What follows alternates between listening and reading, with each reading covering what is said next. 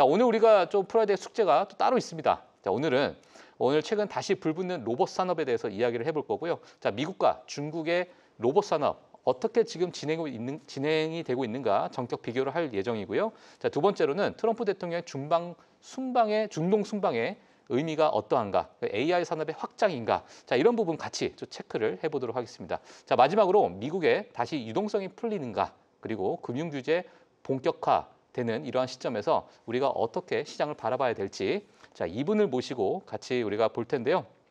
자, 오늘 또 박상준 이사님이 모셔서 우리 같이 이야기를 해볼 텐데 이 로봇 산업에 대해서 같이 이야기를 나눠보도록 하겠습니다. 안녕하세요, 이사님. 안녕하세요. 예. 너무 기대가 되고 있고 네. 예, 지난 시간에도 우리가 잠시 좀 얘기를 했는데 네, 맞습니다. 자, 오늘 바로 그냥 본격적으로 이야기를 한번 해보죠. 지금 미국과 중국의 로봇 산업 어떻게 보고 계십니까? 그러니까 사실 이제 제가 기업 탐방을 다녀왔을 때까지만 해도 미국 쪽에서의 어떤 그 로봇에 대한 움직임 뭐 이런 것들이 생각보다 좀 조용했죠. 뭔가 계속 변화는 있었지만. 네네. 근데 요번에 이제 며칠 전에 아마 많이 다루셨을 텐데 이제 그 옵티머스가 춤을 추는 영상이 이제 공개가 됐잖아요. 맞습니다. 사실 그거가 이제 시장에 던졌었던 어떤 그 충격과 놀라움이 되게 대단했었다. 그래서 요참에 이제 한번 중국과 미국의 로봇 현황은 어떻게 다른가 예. 뭐 이런 거에 대해서 조금 이제 얘기를 해보고 싶은데요. 이제 미국과 중국의 차이를 제가 이제 표로 만들어서 좀 비교를 해봤습니다.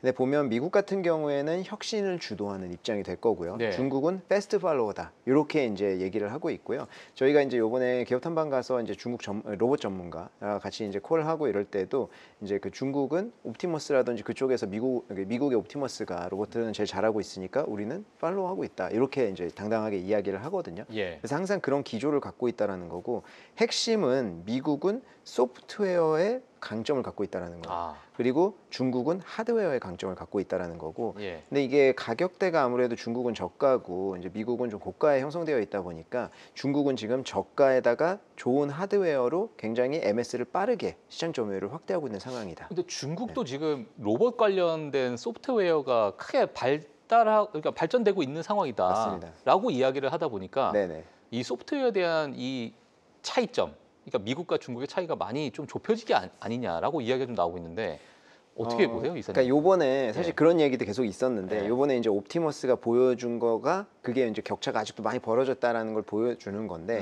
그러니까 이제 이게 그런 겁니다. 아까 소프트웨어의 강점을 가지고 있다고 말씀을 드렸잖아요. 네네. 이 소프트웨어의 강점을 갖고 있다는 것은 AI의 강점을 갖고 있다라는 건데 예. 이제 AI를 학습시킬 때 여러 가지가 있잖아요. 예. 거기서 요번에 이제 옵티머스가 춤을 추는 게 영상이 공개가 되고 이제 그거에 대해서 바로 이제 CTO가 X에 올렸죠. 이거는 조작이 아니라 CG가 아니고 바로 라이브로 한 거고 이제 거기에서 제로샷 트랜스퍼를 썼다. 이게 나왔었거든요. 네. 그게 이제 굉장히 이제 업계에서 화두가 됐었던 건데 예. 이제 그 학습 방식을 보면 뭐 여러 가지가 있지만 제로샷 러닝도 있고 제로샷 트랜스퍼도 있습니다. 제로샷 트랜스퍼가 뭐냐면 이 두 가지를 놓고 비교를 하면 제로샷 러닝 같은 경우에는 뭐 그런 거예요.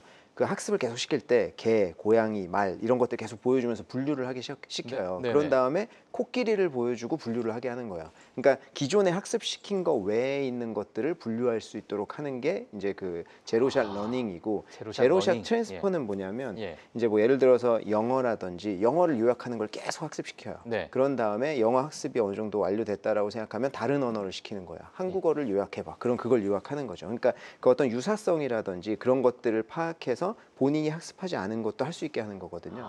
그러니까 이게 이제 모션도 요번에 예. 이제 그 제로샷 트랜스퍼를 썼다는 얘기는 이제 그 옵티머스가 막 이제 그 셔플 댄스 같은 거 추고 그랬잖아요. 네. 그럼 옛날 방식은 뭐냐면 그거를 이제 그 코딩을 계속 하는 거예요. 개발자들이 이게 발표하는 날까지 지속적으로 코딩을 해요. 굉장히 작은 부분까지. 예를 들면은 뭐 다리를 45도로 뻗어라라든지 이런 부분까지 코딩을 계속 하는 거예요. 예. 그러니까 굉장히 디테일한 작업이죠. 그게 하나 틀어지면은 넘어지는 거예요.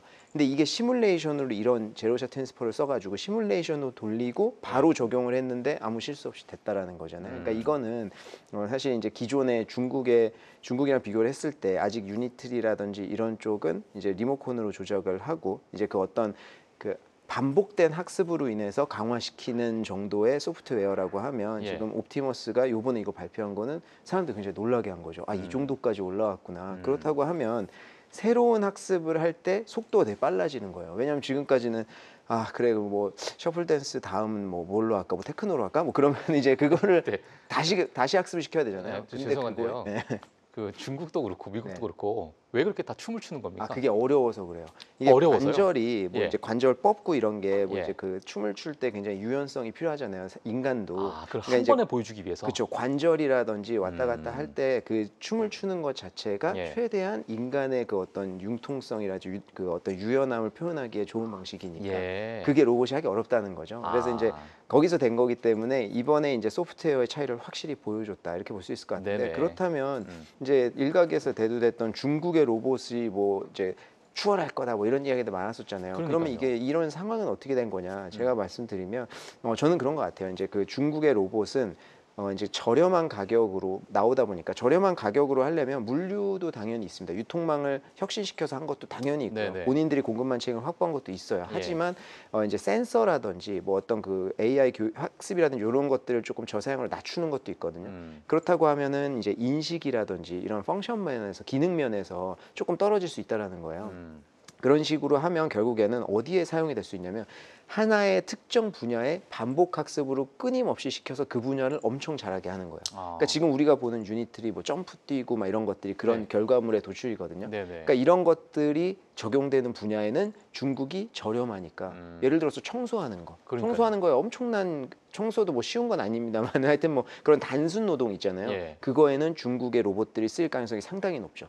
하지만 이런 이제 옵티머스 같이 뭐 어떤 고사양으로 필요한 작업에는 미국 로봇들이 써이겠죠. 비싸도. 네. 근데 이게 또 한 가지 봐야 될 게 옵티머스가 지금 5만 달러 정도, 그러니까 5천만 원 정도 네. 한국 돈으로. 네. 그러니까 5만 달러가 안 되죠. 근데 5천만 원 정도 된다라고 보고 있거든요. 예. 그렇다고 하면은 유니트리는 한 2천만 원 이하. 그럼 이 차이가 많이 나는데 그렇죠. 경쟁력이 있냐라는 거에 대해서도 예. 저희가 이 시장이 미국이라는 걸 볼 필요는 있는 것 같아요. 그러니까 미국에 한 사람의 연봉과 뭐 그 사람이 연봉 뭐 예를 들어서 8천만 원입니다라고 하면 그게 끝이 아니잖아요. 거기에 들어가는 재반 비용, 파업도 있고 휴가도 있고 뭐 여러 가지 있단 말이에요. 그렇죠. 잠도 자야 되고. 예. 그거를 따졌을 때 5천만 원으로 로봇을 하나 고용하면 24시간 돌아가고 파업도 없고 365일이잖아요. 그렇죠. 그러니까 이런 어떤 그 비용을 미국의 어떤 물가 수준이나 이런 걸로 감수를 했을 때는 굉장히 저렴하다라는 거죠. 그래서 지금 요번에 나온 옵티머스는 사실 이제 시장에 던지는 화두가 굉장히 크다.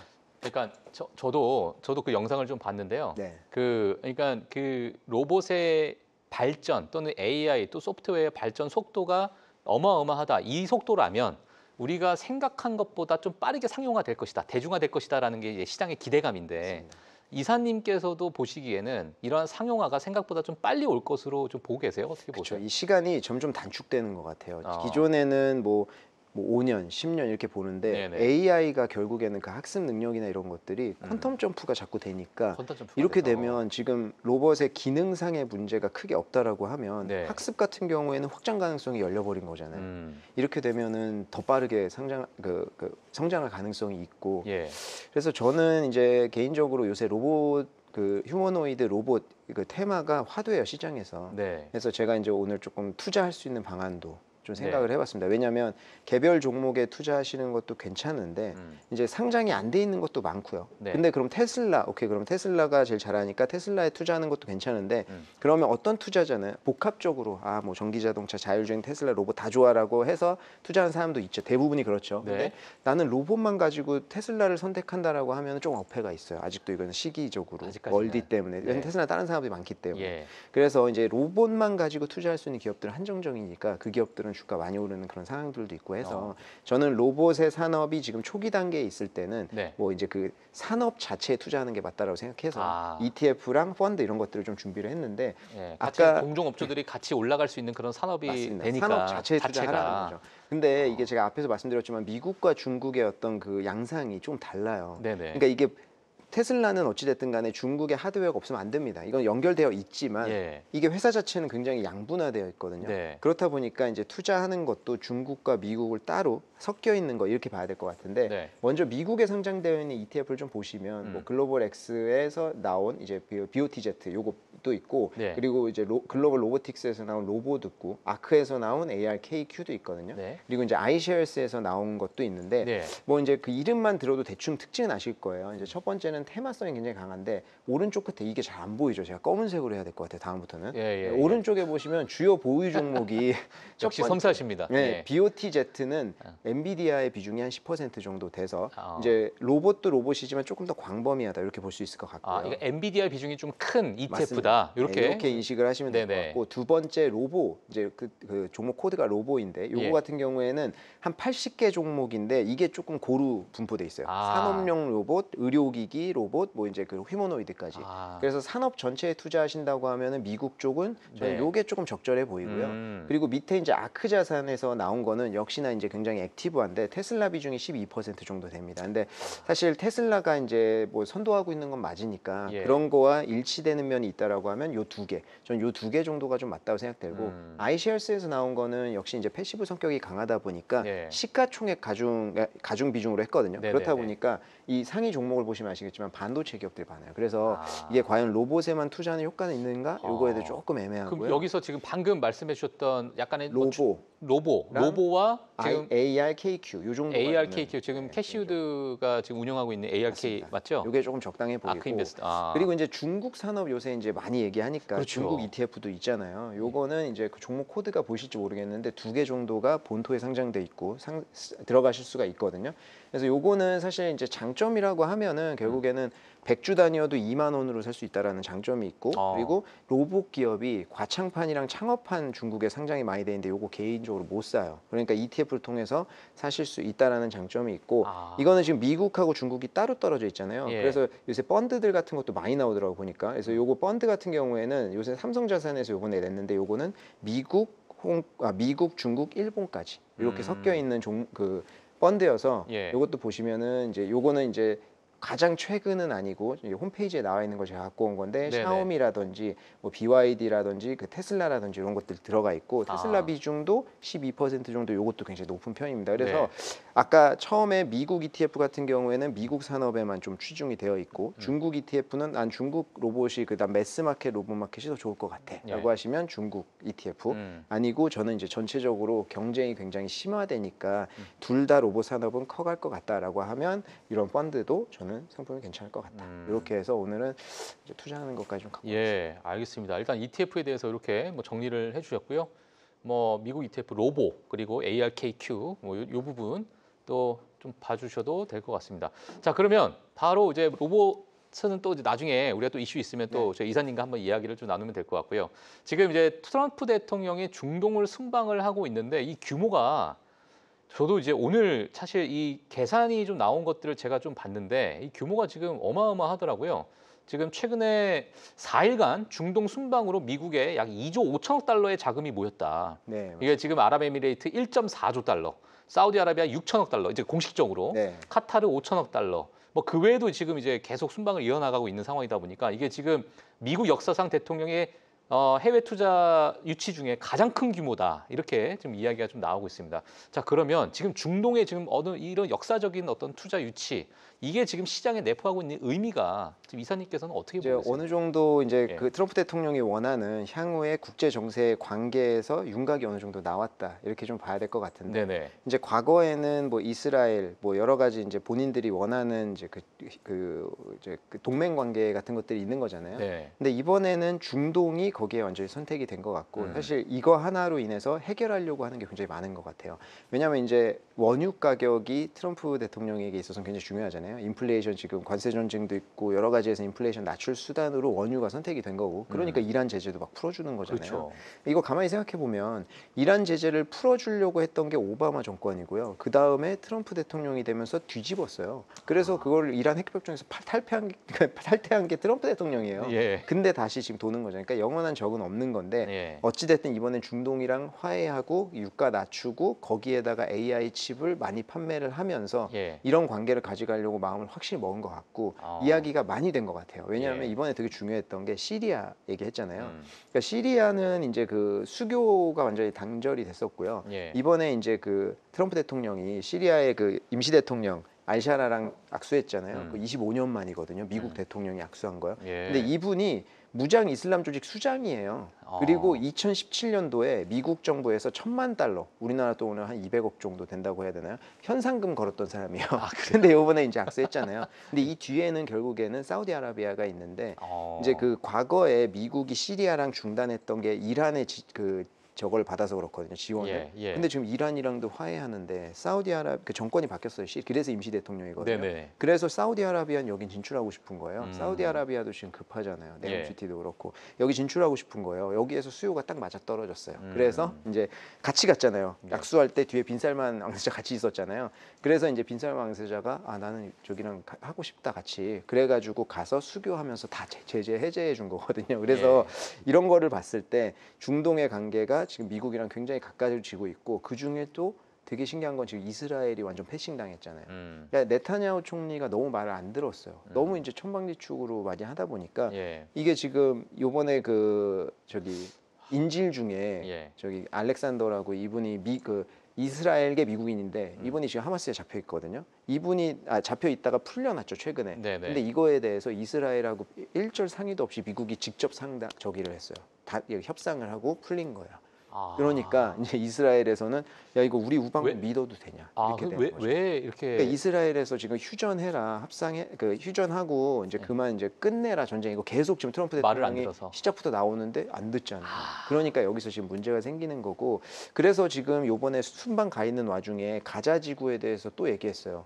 가자지구 공습 근데 지금 지금 이스라엘이랑 하마스랑 휴전한다고 13일부터 그거 하고 있는데 가자지구에 또 공습했거든요. 그러니까 바로 트럼프 대통령이 순방하면서 무슨 얘기했냐면 가자지구 미국 휴양지로 만들어야 된다. 이 얘기 또 했단 말이에요. 이 얘기는 아니 우리 휴양지로 만들려고 그러는데 왜 자꾸 공습하지? 이렇게 되는 거예요. 그러니까 지금 중동에서 미국과 어떤 그 이스라엘의 관계가 조금 멀어지는 대신 다른 국가들과 가까워지면서 원유는 낮아지고 이제 AI 칩도 지금 중국에 팔 수가 없으니까 이쪽에 이제 팔려고 하는 그런 수단으로 좀 볼 수 있습니다. 근데 이게 지금 사실 AI라는 것 자체가 여러 의미가 좀 있다라고 보여지는데 사실 중동 자체가 AI에 대한 발전 속도 저는 뭐 외신을 통해서 들어본 적이 많이 없는 상황이고. 그렇죠.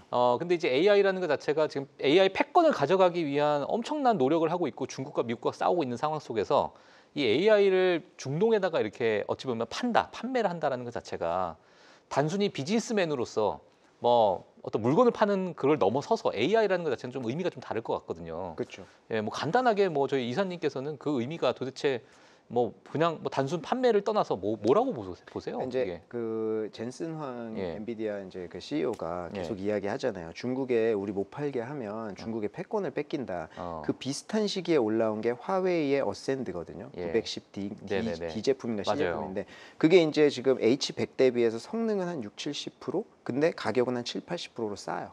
굉장히 싸죠. 그렇다 보니까 이게 경쟁력을 가지고 뻗어나갈 수 있다라는 얘기를 젠슨 황은 계속 하는 거예요.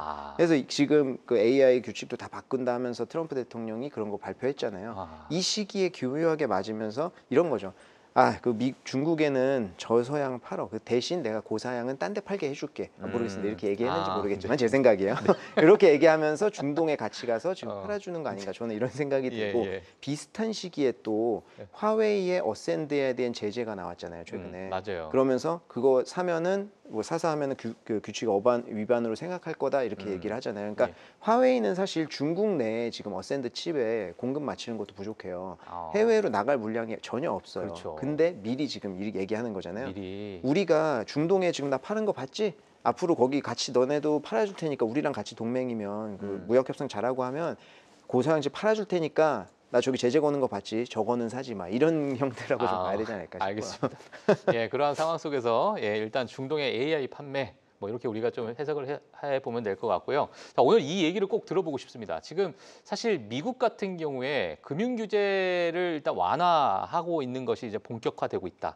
이런 이야기가 좀 나오고 있는데 지금 어떻게 지금 본격화되고 있는가 또는 앞으로의 어떤 방향성에 예, 이게 시장에 어느 정도 영향을 미칠지 이사님께서는 어떻게 보고 계세요? 그러니까 이제 트럼프 대통령이 되면 본인이 공약했던 것들이 여러 가지 있습니다. 뭐 관세도 있고, 근데 금융화나 뭐 이제 세제 개혁 뭐 이런 것들이 있거든요. 예. 근데 이제 지금 무역 전쟁이 본인한테는 제일 큰 첫 번째 숙제였던 것 같아요. 그렇다 보니까 그거부터 제일 먼저 풀었고, 지금 어느 정도 중국도 뭐 이제 얘기가 돼가고 있고, 뭐 이제 영국 됐고, 다른 데도 이제 얘기가 돼가고 있다는 판단이 된 건지 이제 금융 규제에 대한 이야기도 솔솔 나오기 시작을 하는데요. 근데 요거는 사실 이제 금융 규제 완화를 하려고 푸는 걸 수도 있지만 국채 금리가 요새 최근에 떨어지질 않잖아요. 그러니까 요거에 대해서도 이제 영향을 하려고 하는 걸 수도 있는데 이게 지금 이제 그 보완적 레버리지 비율이라고 이제 있거든요. 예. 이게 이제 2008년도 금융 위기 이후에 예. 이제 그 어떤 레버리지 비율, 부채 비율 이런 것들 문제가 되면서 2014년도에 제정된 거예요.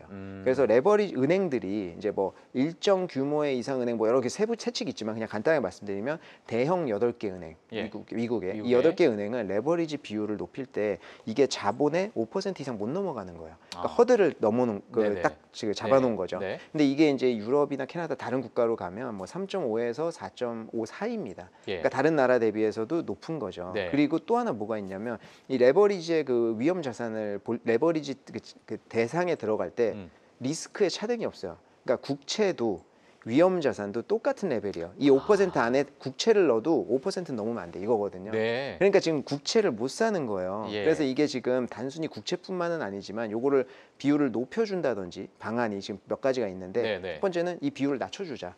그렇게 해서 조금 더 레버리지를 일으킬 수 있도록 하자. 그러면 네네. 이제 뭐 돈이 풀릴 수도 있고 더 이상 이제 은행들이 더 활발하게 투자를 할 수도 있고 네. 국채를 살 수 있겠죠. 그렇죠. 그러니까 요것도 노림수가 있고 어. 그러면 비율을 낮춰주는 게 좀 그러면 이제 요 대상에서 이 국채는 빼자. 국채라든지 그런 예외하자? 것들은 빼자 이렇게 되는 거예요. 예. 이런 몇 가지 방안들이 얘기가 나오고 있습니다. 예. 근데 요거에 얘기가 나오고 있다는 것 자체가 국채 금리에 대해서 굉장히 신경을 쓰고 있다는 게 첫 번째고 두 번째는 이제 금융 완화도 이제 첫 번째 숙제가 어느 정도 마무리가 돼가는 거 아닌가. 그럼 예. 금융 완화라든지 향후에 준비된 거 많잖아요. 절세, 감세도 있을 것이고요. 그리고 뭐 이제 농업 관련된 것도 그거는 계속 무역 협상하면서 수출 증대하겠죠. 그러니까 지금 이제 준비된 것들이 이제 조금 시작하려고 하는 시기 아닌가 저는 뭐 이렇게 생각을 합니다. 알겠습니다. 자, 오늘 뭐 정말 지금 금융 완화에 대해서도 사실 시장에서는 더 관심이 있고 앞으로 이제 하반기까지는 이런 연결성에 대해서 우리가 좀 봐야 되는데 나중에 또 우리가 시간이 기회가 되면 다음 네. 주라도 조금 더 연결해서 또 자세한 내용, 구체적인 내용 저희 박상준 이사님과 함께 또 이야기해 보도록 하겠습니다. 자, 오늘 박상준 이사님은 여기서 저희 보내드리도록 하겠고요. 다음 주에 또 뵙도록 하겠습니다. 감사합니다. 감사합니다. 예. 네, 자, 한 주간 정말 빠르게 달려온 것 같습니다. 자, 오늘도 마찬가지로 중동 순방에 대한 이야기들, 자, 그런 부분이 시장에 어떻게 영향을 미칠지 한번 지켜보시면 될 것 같고요. 자, 다음 주도 마찬가지로 다양한 경제 지표가 앞두고 있는 상황, 그리고 다음 주도 마찬가지로 여러 가지 좀 이야기들 또는 시장의 이슈들이 좀 있는 상황입니다. 그래서 그런 부분을 다음 주 월요일 저희 7시에 또 찾아뵙도록 하겠습니다. 자, 그러면 오늘 제가 준비한 내용 여기서 마무리하도록 하겠고요. 시청해주신 여러분 감사합니다.